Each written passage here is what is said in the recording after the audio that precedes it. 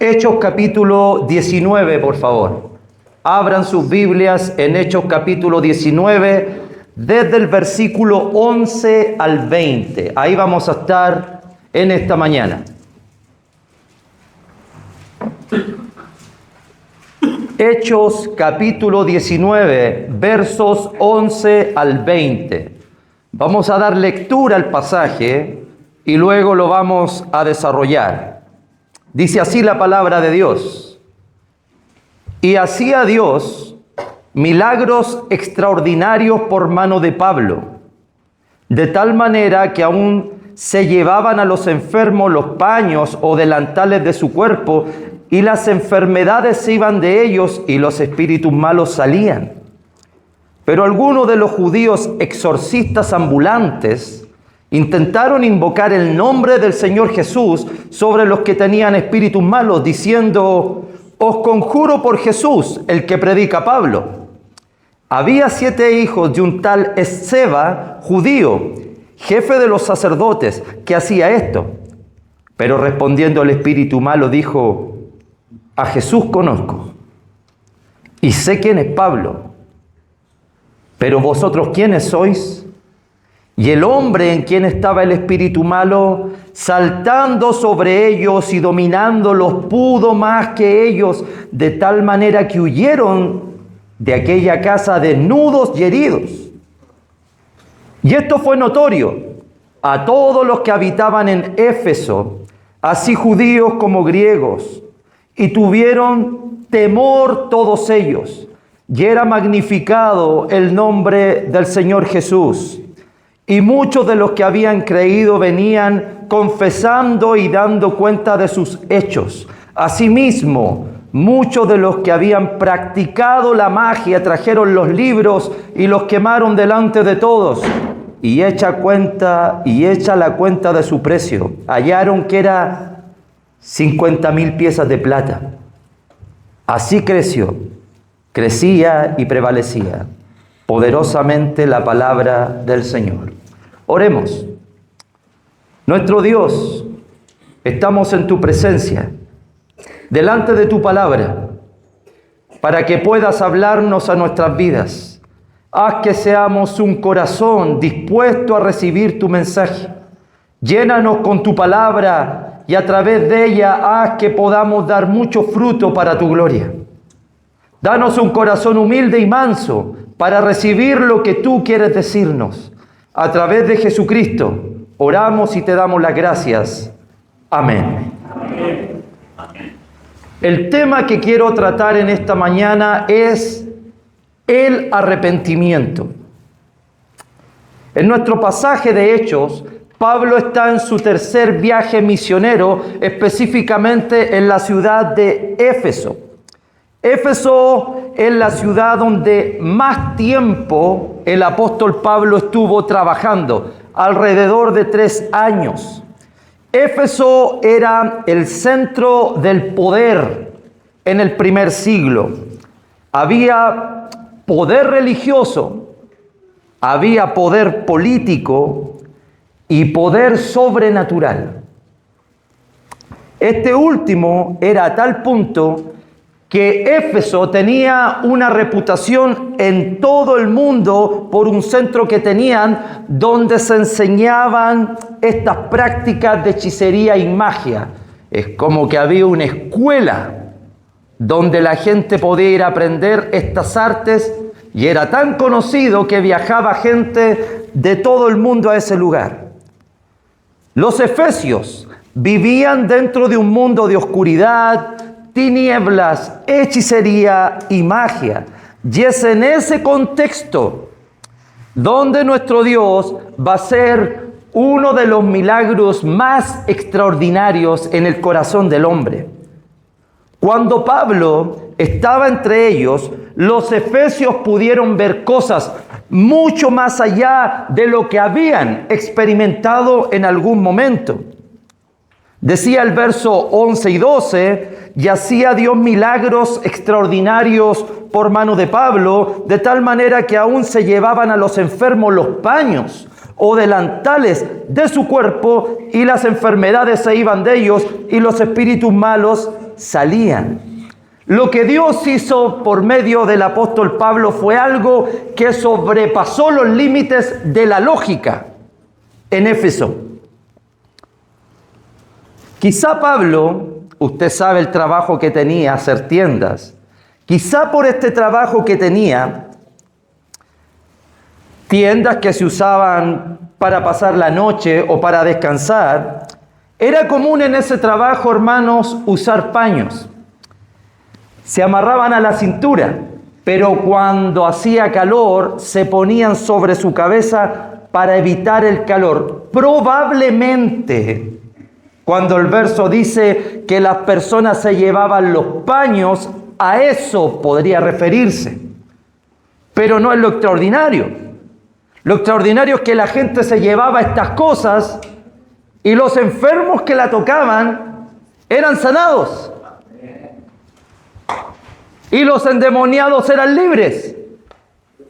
En un mundo de hechicería y de magia. Y todo el mundo no podía creer. Tan solo tocar un paño del apóstol Pablo, todo el mundo era libre, hermanos. ¡Wow! Tremenda imagen, ¿verdad?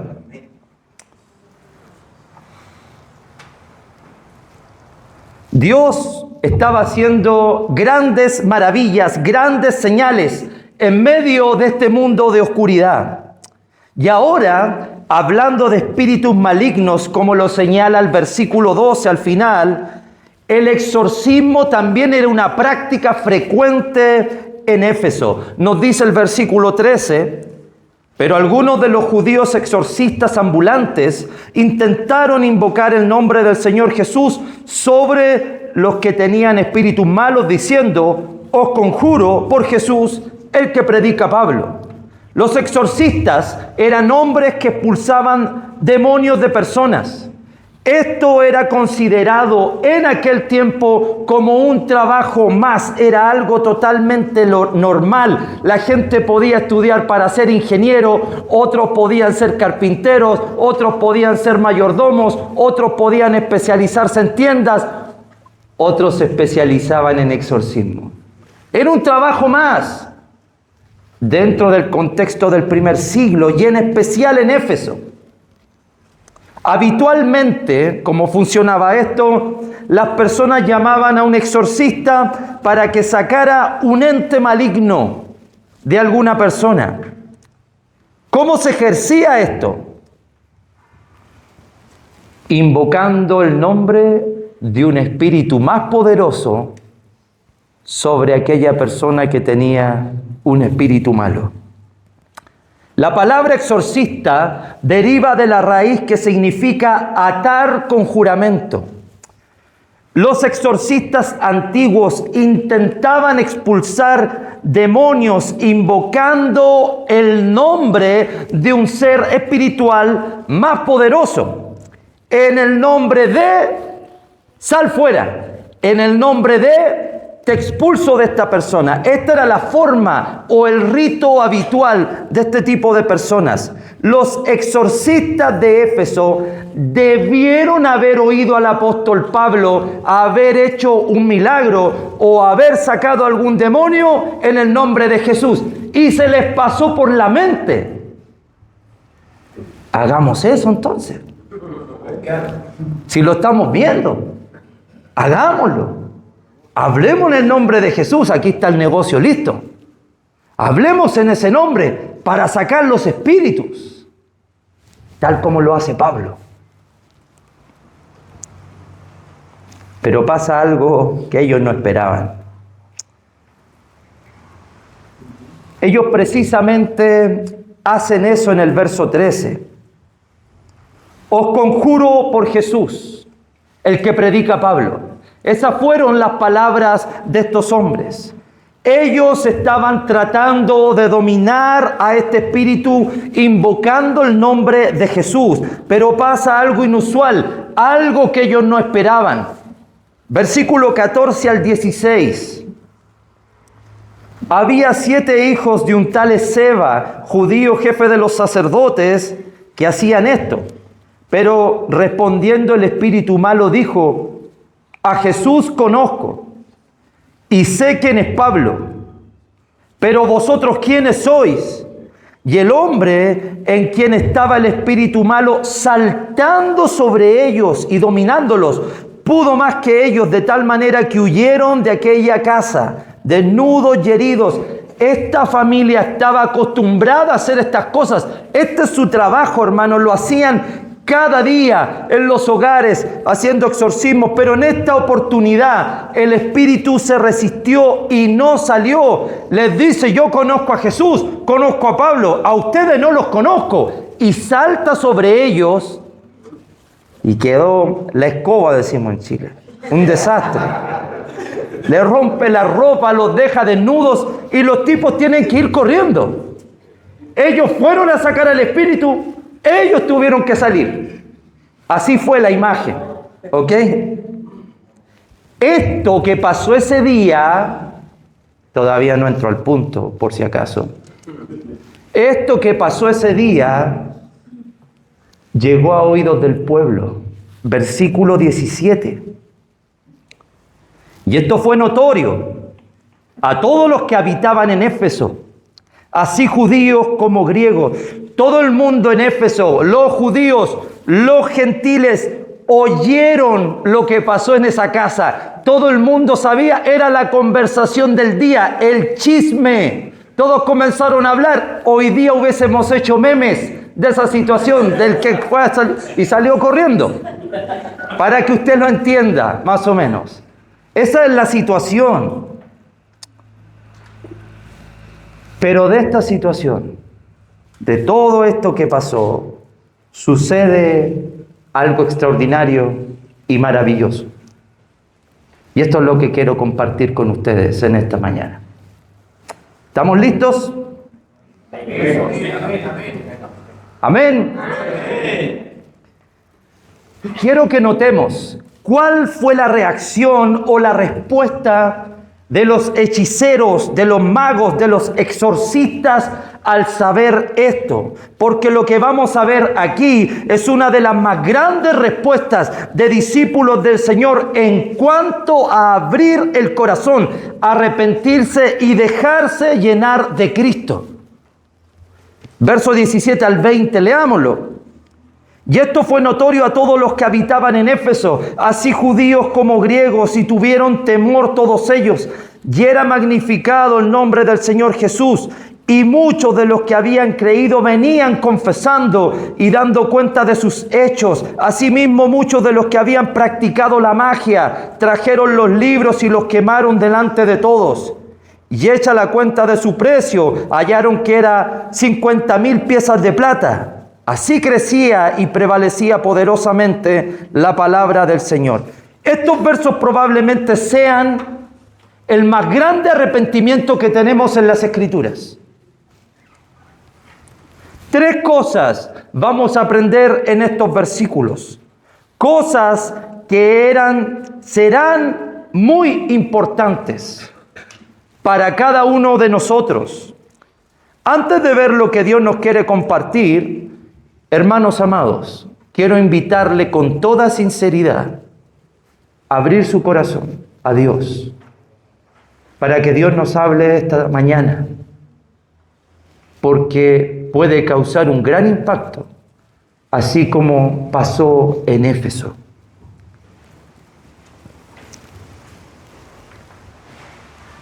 Este sermón trata del arrepentimiento. La primera característica que aprendemos del arrepentimiento comienza con convicción. Verso 17. Esto fue notorio a todos los que habitaban en Éfeso, así judíos como griegos, y tuvieron temor todos ellos, y era magnificado el nombre del Señor Jesús. La convicción llega a las personas por una sola cosa: saber quién es Jesús. Cuando esto ocurre, cuando sucede esto, algo pasa dentro de nosotros. comenzamos a experimentar algo dentro que se manifiesta hacia afuera con nuevas acciones. Lo que ocurre en el corazón va a salir a la vista de todos. A las personas, hermanos, no se les puede obligar a arrepentirse. A la gente no se le puede obligar a cambiar. Algo debe pasar dentro de ellos que impacte su vida para que genere cambios. A eso le llamamos convicción. Lucas describe dos formas en las cuales fueron impactados los efesios. La primera que nos nombra el versículo dice que tuvieron temor. La palabra temor viene del griego phobos, que en nuestro lenguaje es fobia. La fobia, voy a hablar de la fobia para entender el punto, es una sensación que ocurre en nosotros y que nos lleva a tener un temor extremo, algo angustioso y muchas veces incontrolable. Las personas que han experimentado fobias, las más comunes en la vida son, hay gente que tiene fobia a las arañas, otros tienen fobias a la serpiente, otros a la oscuridad, algunos a volar, otros al dentista. La gente siente un temor irracional, un temor incontrolable. Lo interesante es que no todas las personas sienten eso. A alguien puede atemorizarle a una araña, a otra persona no. Esto indica que aquello que produce esa sensación no es malo en sí. La persona tiene un sentir específico en ella. La oscuridad es mala, pero para algunos lo es. ¿Los insectos son malos en sí? Por supuesto que no, para algunos sí. La fobia es una sensación dentro de las personas que nos hace actuar diferente. Y aquí viene el punto. En los Efesios hay una sensación tan intensa por algo que está pasando dentro de ellos, algo similar a una fobia, que les está causando poner el nombre de Jesucristo por sobre todas las cosas. Temor simplemente significa que ahora Jesús para ellos es más importante que cualquier cosa. Esto no es un temor a perder la salvación o un temor a recibir un castigo, porque ninguna condenación hay para los que están en Cristo Jesús. Este es un temor que nos lleva a entender quién es Él y que actúa en nosotros desarrollando nuevas acciones. ¿Cuáles son estas acciones? El versículo dice que magnificaron su nombre. Y esta es la segunda forma de la convicción. El temor, el conocer quién es Él, nos lleva a magnificar su nombre. Algo pasa dentro y sale hacia afuera. La palabra magnificar es mega, algo inmenso, algo grandísimo, gigante. Antes habían usado el nombre de Jesús para hacer hechicerías, magia y exorcismo, pero ya no, ya nunca más, porque ahora el nombre de Jesús para ellos es tan importante, lo más grande, lo más maravilloso, y lo demuestran magnificando, alabando y adorando su nombre. Lo que pasó dentro de ellos lo manifiestan hacia afuera con nuevas acciones. Ahora hay una convicción hacia Jesús dentro de ellos y se demuestra con este nuevo tipo de acciones. Amados hermanos, el impacto de saber quién es Jesús debe producir algo dentro de nosotros. Ya no usamos su nombre como un amuleto, ya no lo usamos de forma equivocada. Saber quién es Jesús debe producir un cambio tan fuerte en nuestras vidas que se manifiesta hacia afuera con alabanzas, con adoración, con exaltación, con respeto, con reverencia y adoración, porque Jesús ha llegado a ser para nosotros lo más grande, lo más inmenso y lo más maravilloso que existe. Amén. Eso es convicción. ¿Está de acuerdo? Amén. Eso es convicción. Y esa es la primera característica del arrepentimiento. Conocer a Cristo, saber quién es Él, debe llevarnos a adorarlo grandemente. Segunda característica del arrepentimiento, la confesión. Versículo 18. Y muchos de los que habían creído venían confesando y dando cuenta de sus hechos. Es muy interesante cómo el autor se refiere a estos magos. Este verso se lee rápido, pero pasamos por alto algo muy importante. La referencia que Lucas hace de este grupo de personas que viene de la magia y de la hechicería es que son creyentes. El versículo dice, y muchos de los que habían creído venían. Eran creyentes. Esto es sumamente importante, porque lo que significa es que los creyentes venían y confesaban sus pecados en público. Esto nos enseña algo maravilloso, hermanos. La confesión de pecados no es solamente antes de bautizarnos. La confesión de pecados es algo que debe vivir en nuestra vida constantemente. No es algo de una sola vez. Esto no funciona así. La confesión debe ser algo constante en la vida de nosotros. La confesión es el acto de los creyentes que sigue continuamente en nuestra vida por el impacto de ir conociendo a Cristo. Confesar nuestros pecados es parte de lo que nos hace distintos a la gente del mundo. Ellos jamás van a comprender estas cosas. Quienes no son creyentes jamás van a confesar sus pecados. En cambio nosotros, quienes creemos, nos permitimos que la luz de Jesucristo entre en cada parte de nuestra vida para que nos revele los hábitos y las prácticas que son de Él. Y cuando Jesús nos revela estas cosas, nos damos cuenta que debemos confesarnos, porque mis prácticas no son las mismas que las de Él. ¿O no es así? Amén. Eso es exactamente lo que está pasando aquí.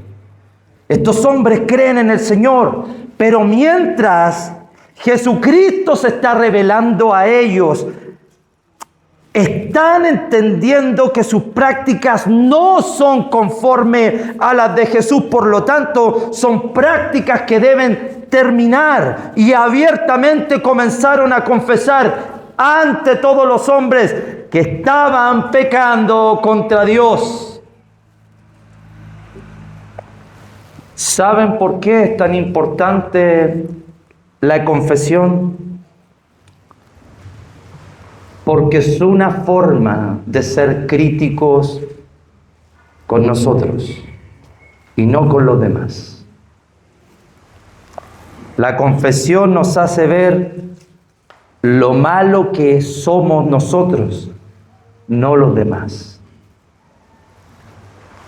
¿Sabe también por qué fue tan importante la confesión de estos hombres en público? Por lo siguiente: la hechicería, para que tuviera un verdadero impacto en las personas, se trabajaba en secreto. Mientras menos personas sabían cómo se hacía la hechicería, más era el impacto que iba a causar en aquellos que lo veían.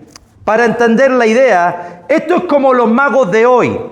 Mientras menos gente sepa el truco, mejor va a ser la magia, ¿verdad? Pero ¿qué pasa si sabemos el truco antes de que el mago lo haga? ¿Va a causar un impacto en nosotros? Por supuesto que no. Ese es el punto.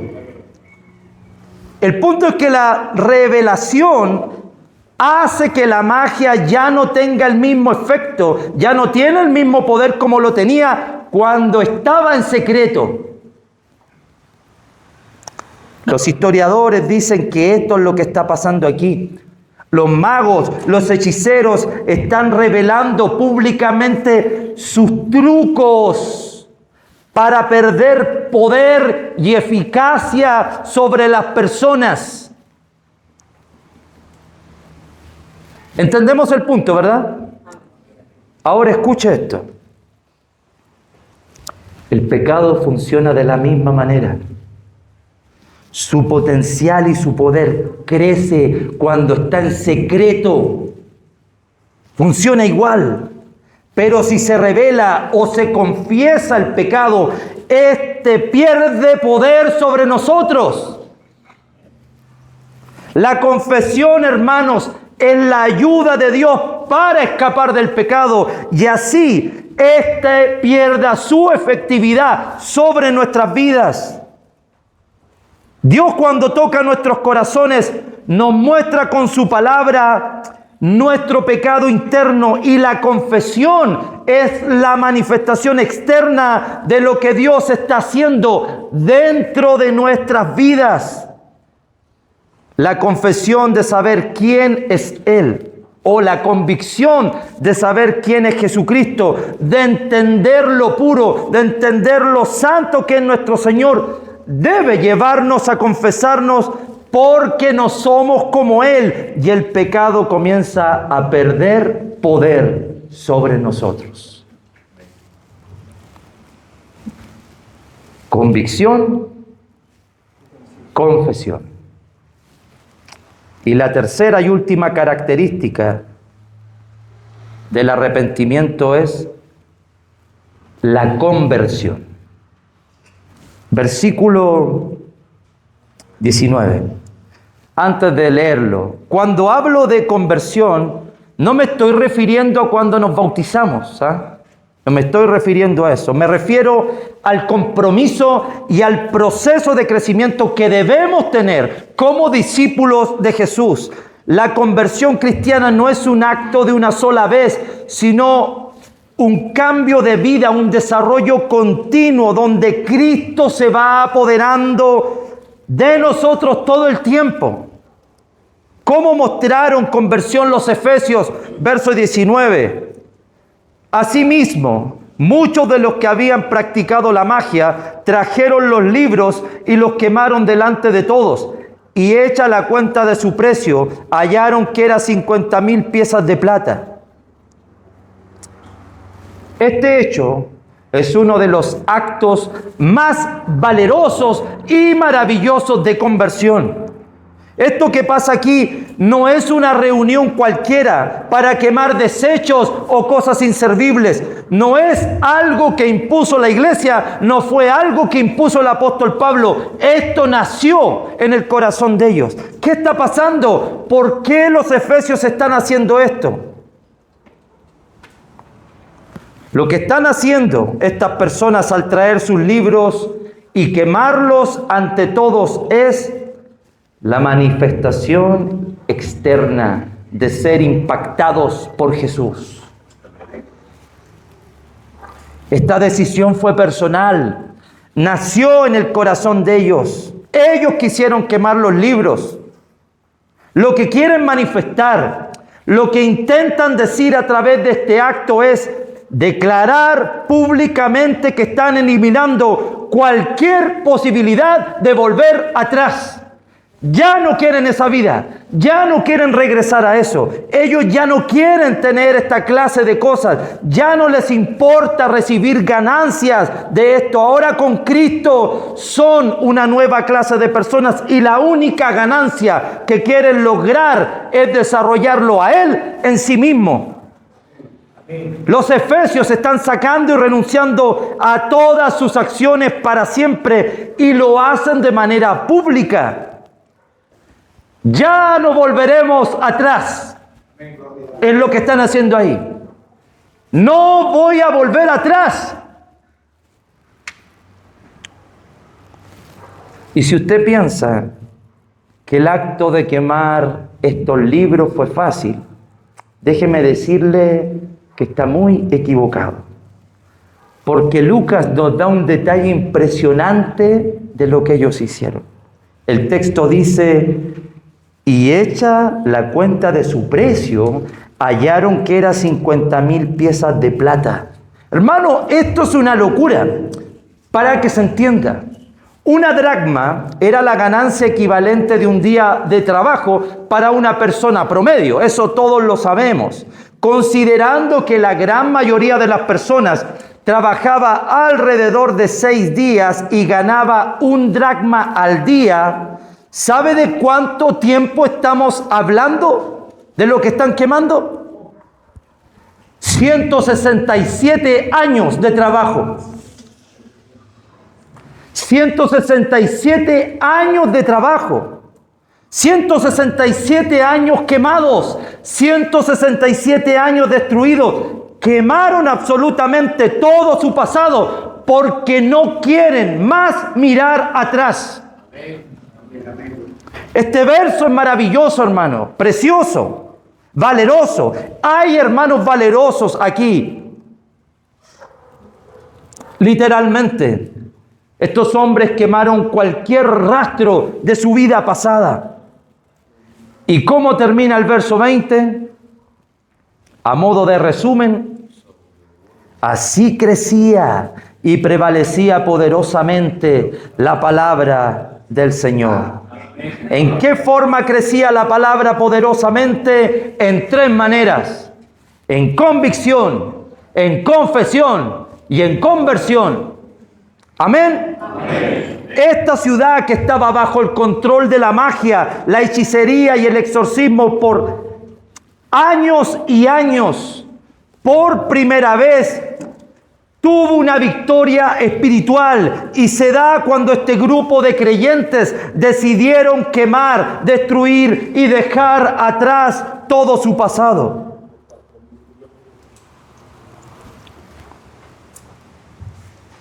Eso no es lo importante. La pregunta es esta: ¿cuál es el llamado a nosotros en esta mañana? Iglesia, hermanos, hermanitas, debemos quemar nuestros libros. Debemos quemar toda la influencia de años. Debemos dejar atrás todo el pasado de nuestras vidas. Todos nosotros tenemos libros en nuestra vida que debemos quemar. Hemos estado hablando mucho de eso en estos días. Llegamos con libros de pecado, libros de desorden sexual, que es lo que hemos hablado en este fin de semana, libros de fracaso, libros de vergüenza, libros de dolor, libros de dudas, libros de vicios, libros de relaciones quebrantadas, libros de falta de perdón, libros de falta de misericordia, libros de falta de amor. Todos estos libros nos están impidiendo avanzar en nuestras vidas, y hoy el llamado de Dios, iglesia, nos está diciendo: es hora de quemarlos. Basta de esa vida, basta de eso. Yo he luchado y cargado con mis propios libros. No conozco qué libros tiene usted en su vida. Lo que sé es que hoy Dios nos llama a quemar todo eso. Pensé que iban a decir todo amén. Amén. Amén. Amén.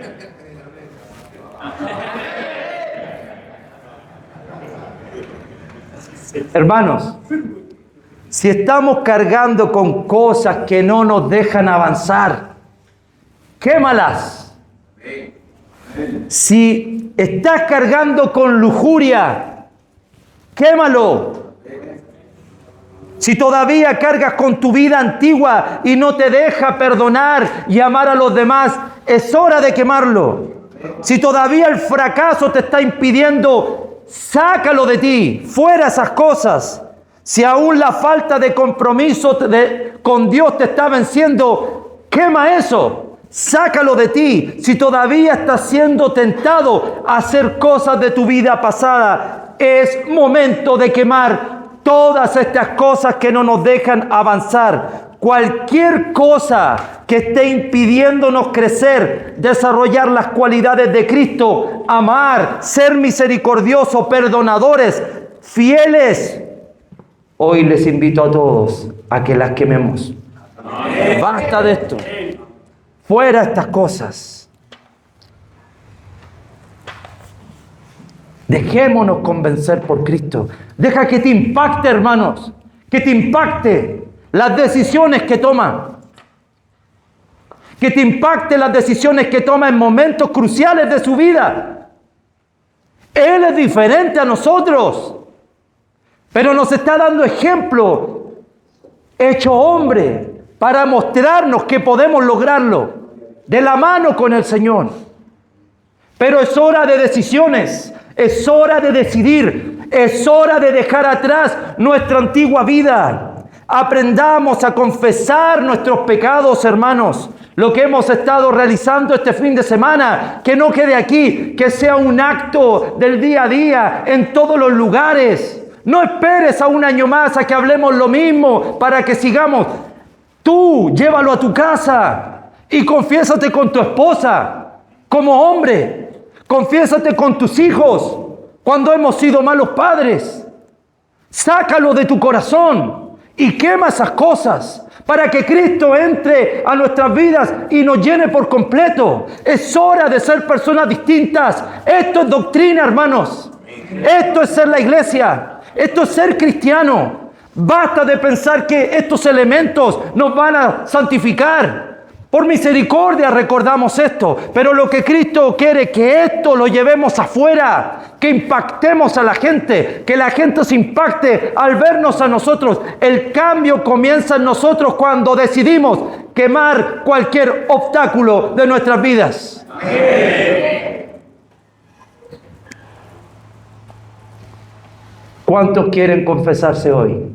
Amén. Los espero en la pieza. No.